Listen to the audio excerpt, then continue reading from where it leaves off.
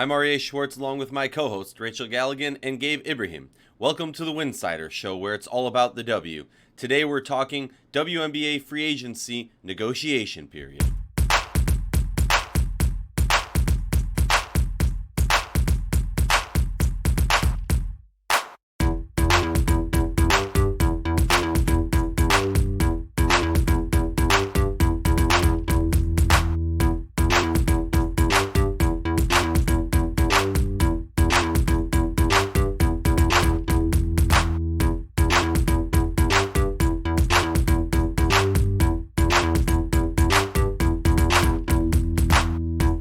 We're talking WNBA free agency negotiation period with a main focus on specific players who we see moving. If you like our show, please consider joining our Patreon community. For less than a cup of coffee a month, you can directly show support for the hard work we do covering the W.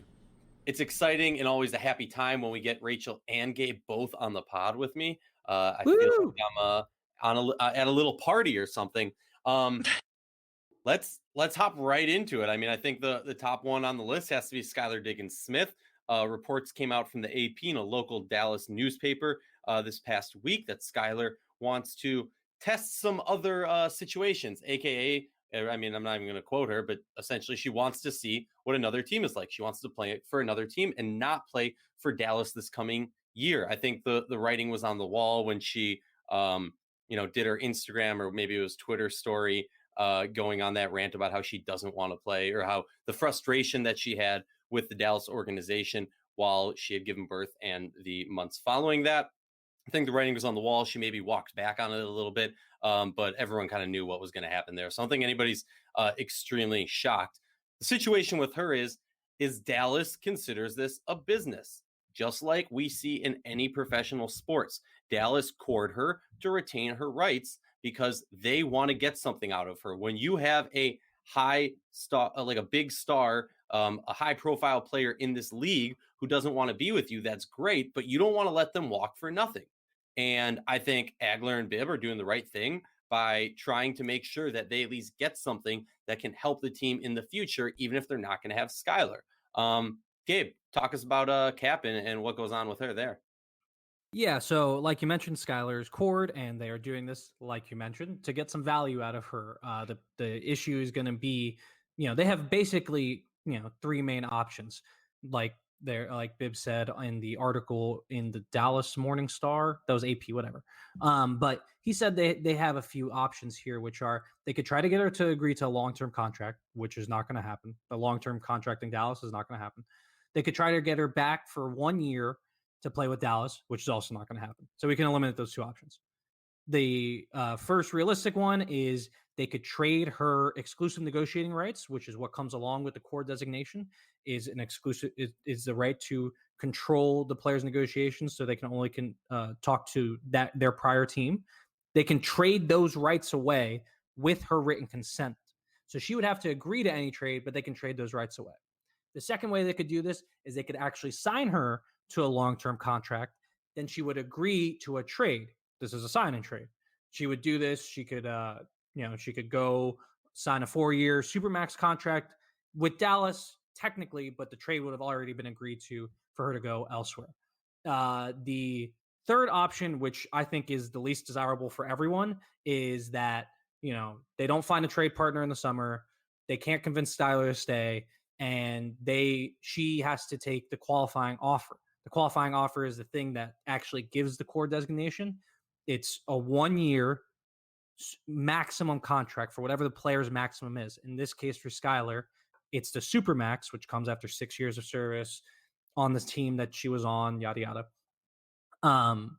So her contract, if she just agreed to that qualifying offer, is a 1-year, $215,000 contract.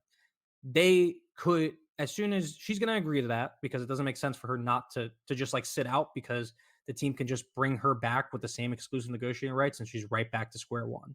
So what makes the most sense for her is to take the qualifying offer. She can refuse to play or play, and they could trade her on the 15th day of the season, which is like July 15th.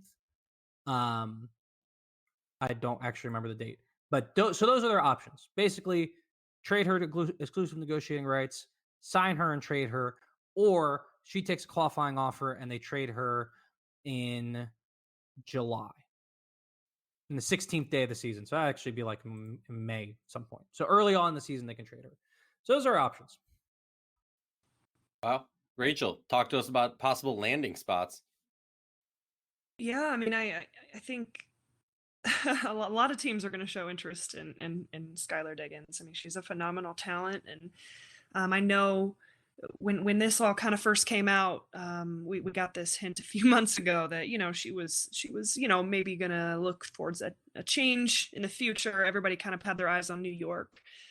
We can tell you that that's probably not as much of a landing spot. I can't see it. It doesn't mean it's not possible, but just kind of the situation has changed in New York. And so I think if you're looking at Skylar's situation, the top places for me, obviously we talked about Minnesota, we'll get to here in a little bit, but I think that could be a potential fit. If it shows some interest in getting Skylar, I think you could look at LA. You could even look at Vegas in some ways. And I think Phoenix, to me, those potentially even Atlanta, but I'm not sure about the trade value there. So that's kind of what I think. What do you guys think about any of those teams? Yeah, no, I agree. A lot of those teams are good possibilities. I mean, if I'm Skylar, I'm going somewhere that has the cap space for me and has the potential of being a competitive team, at least not necessarily just on the cusp, but also possibly, a team that could be maybe let her be a little bit more of a star. And I think that might be an odd statement because she is a superstar in this league. But to be on a team where she has the ability to make a push towards the finals, because that's the ultimate goal. Obviously, she wants to make money. Obviously, there's that other aspect of making money for the team, or like through the team, and making money not through the team, through sponsorships and in the market. But at the end of the day, it really boils down to I think personally, just because they're not making so much money, where they can win a championship, especially for a player who's been here before. I got 2 cents on this. Actually, this is Gabe. So I'm just looking at the cap space and thinking about the teams and what their needs are, and there's not that many championship contenders that have the assets, the space, and the opportunity for Skylar Diggins Smith to do all those things that you were just talking about, Aryeh. I don't see it in. Obviously, let's just go down the list. Atlanta, they're not competing for a title. Chicago already has a point guard.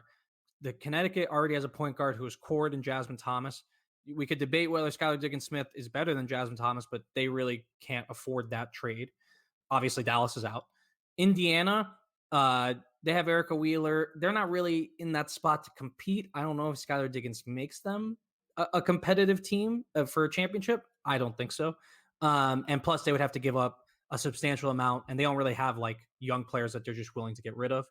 The Aces make sense from a certain perspective, but from another one, they have a lot of players coming up on their books to be re-signed in the next couple of years. They have Kelsey Plum, they have Kayla McBride.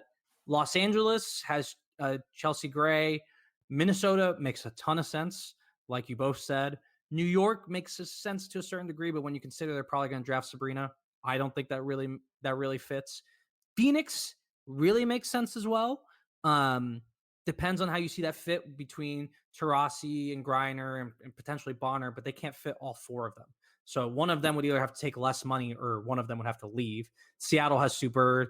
Washington has Natasha Cloud. I don't think they want to bring in. They want to keep their Mystics mojo going. So to me, it's just, there's really only 2 options that make really good sense in Minnesota and Phoenix. I agree with that. And I could see Chicago showing some interest in Skylar. I would love for Indiana, just because of the whole Indiana connection there with Notre Dame. That would be really cool. I just don't know the type of trade value that is going to bring. I have to believe that Dallas is going to look for a name. They kind of need a franchise type name of player alongside the pieces that they have, and I could really see that happening. And honestly, we talk about Minnesota. Let's bring it back to Minnesota, and let's bring it back to the news that I broke earlier this week. I think Minnesota is showing interest in Skylar Diggins, or I could see them showing interest in Skylar Diggins, because as we talk about Odyssey Sims, that's a huge question mark right now. And I know there are some conflicting reports, but at the end of the day, I have multiple sources telling me what I reported. I think there could be a potential that maybe she could play. I can't speak any more on the issue, but I'm going to stand by what I said. And I think time is going to tell kind of what happens with Odyssey Sims, and truly how much could Minnesota be in need of a point guard. But I think depending on that situation, that's obviously a huge potential landing spot. Yeah, and Rachel, we always got your back, and we support you, and then we believe you. So if anybody tries to tell otherwise, we'll shut them up. But moving on to in my opinion, one of, if not, Rachel's gonna hate me for, everyone's gonna hate me for this. One of, if not the best player in the league. My pick last year in the preseason to win MVP, the unrestricted, amazing Slim Reaper of Dewana Bonner. Gabe, talk to us. Slim Reaper.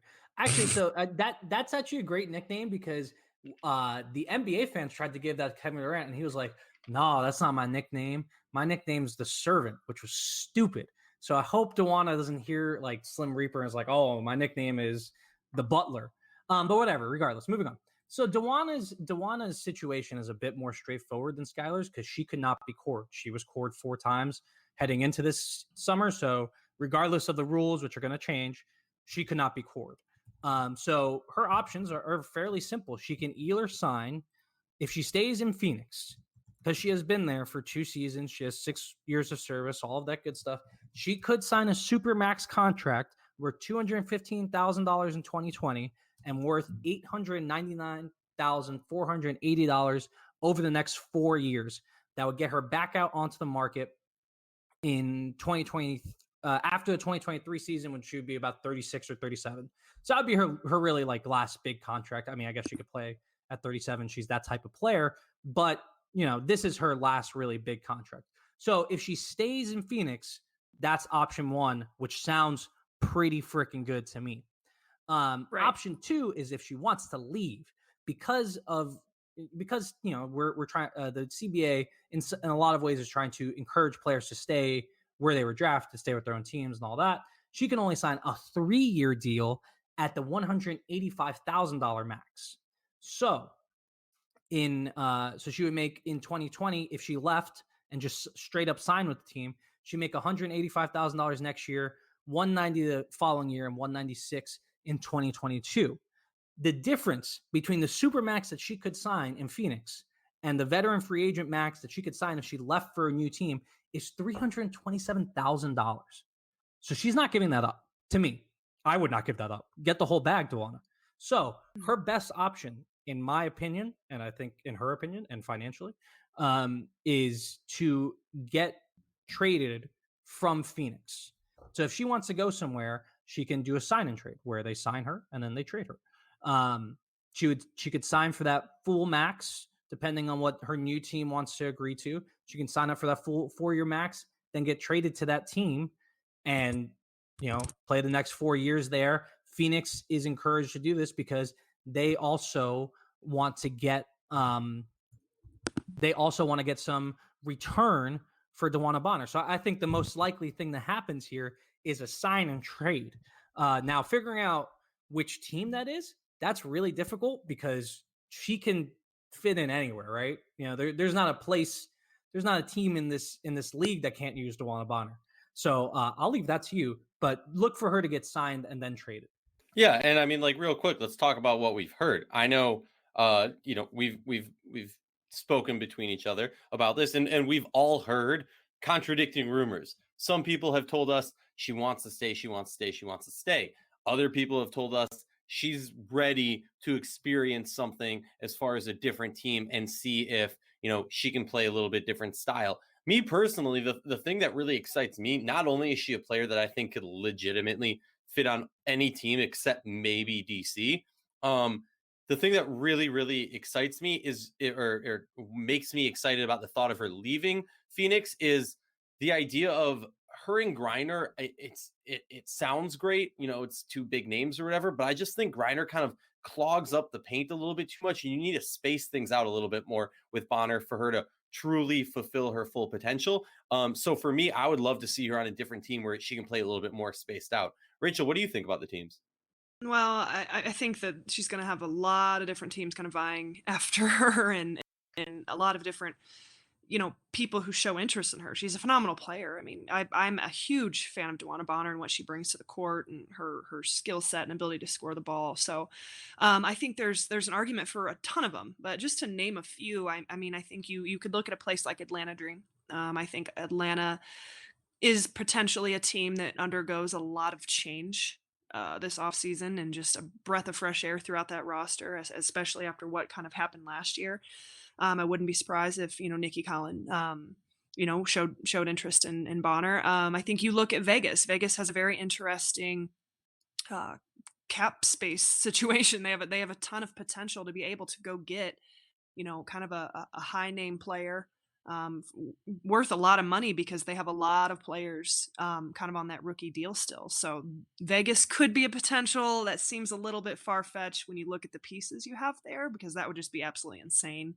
The one that really intrigues me the most is Dallas. I think Dallas would be a tremendous fit. I think it would be a great piece to the puzzle of what Brian Agler and his staff is building there, and I think she fits well along with kind of their guard play. So that is one that kind of has my attention a little bit. But at the end of the day, it's DeWanna Bonner. She's gonna have a lot of people after her. Yeah, no, totally. Yeah. Let's move on to the third kind of the free agency trifecta of the big names in free agency. A lot of people might say, "Oh, there's all these other big names that are there. Why aren't you talking about them?" We're talking about the names that we truly feel could be seeing a new destination, or will be seeing a new destination. I should speak like that. In the coming 2020 season. The next one, she's as free to fly as she wants, as with those wings of an angel. I had to do it. Wow. Wow. Rachel, tell us why the Dream did not core her, because I think you saw a lot of people stand up and say, why didn't they do that? Why didn't they do that? She's a big name. Worst case scenario, if they don't want her, she doesn't want to be there. Why not go the Skylar Diggins Smith route and core her and then trade her? Do you want to talk a little bit about that? I do. I think I'm not trying to be blunt here. I'm not trying to make anybody mad with what I'm saying. But we're looking at a player here who is at the tail end of her career. We're looking at a player here who is coming off of a very serious injury. It's still to be determined how she's going to recover from that injury. It's still to be determined how much she's rehabbed, and how that progression has gone. So, when you're looking at it with your GM cap on, this is a very risky situation. Is she playing and moving and functioning like a $215,000 player in the league right now? And is that someone that you're able to trade for that much, or is that somebody you're willing to keep on your team? Obviously, we know the issues that went down on social media towards the end of the season, and the comments that Angel made. There's no doubt that there's some sort of friction there, and she is probably very much looking for a new opportunity, a breath of fresh air, a place where she can continue the next few years of her career. So be it. But if you're looking at it like an Atlanta Dream perspective, it's a very, very risky situation. And there's some other pieces involved in that it's like, I understand that, like, it, Angel has brought so much to the city of Atlanta, and Nikki Collin is a very, I know how much she cares about her, and she cares about her happiness and her career and those types of things. So being able to give her the opportunity to go explore those things was an act of, just respect in some ways. And some people might knock that, but I know that that's how it's. So if you combine those two pieces together, and I know it was not an easy decision, the risk, the trade value to combine with how much Angel's given Atlanta and the opportunity for her to go find a new place. I just think it's a really big unknown in how she's going to bounce back from this. Yeah, no, I agree. I mean, let's talk about destinations. For me, looking at who could possibly be a good fit for her, honestly, and this might shock a few people, or maybe it won't. Maybe everyone's going to say, "Oh, that's what everyone's been saying." When I think about Angel, I think about a person who, to a degree, and I think a large degree, has carried this Atlanta Dream team to multiple finals, to multiple playoff appearances, and now maybe, just maybe, she's ready to say, "You know what?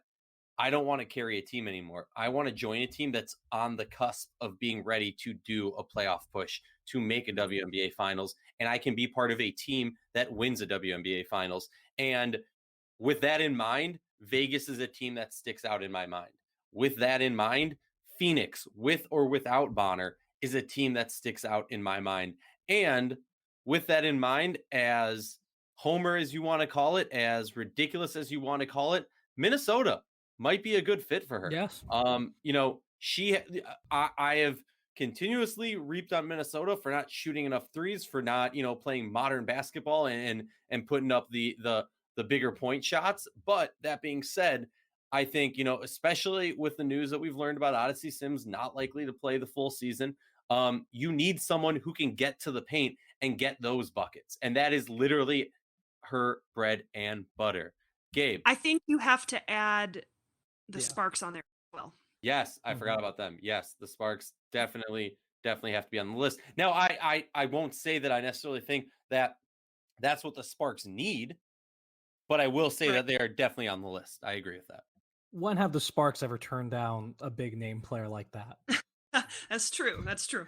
So I think the Sparks is I think those would be my same teams. I mean, I think Minnesota is going to try really hard for Skylar. If they don't get Skylar, look, I just think Minnesota is a team that's the one that, all right, we have some assets, we have some money, and we want to win a championship now because that window's closing, especially with Simone probably retiring after next year. So it's now for Minnesota. So I think Minnesota is going to be on, pretty. You could slap them on any free agent if they don't get Skylar, if they don't get Bonner, if they don't get Angel. You just keep going down the list. I do want to add one team, which is slightly ridiculous. All right, so guys, where's Angel McCoughtry from? Baltimore, Maryland. What is the closest team to Baltimore, Maryland? I don't agree with your take here. I don't, but I know what you're saying.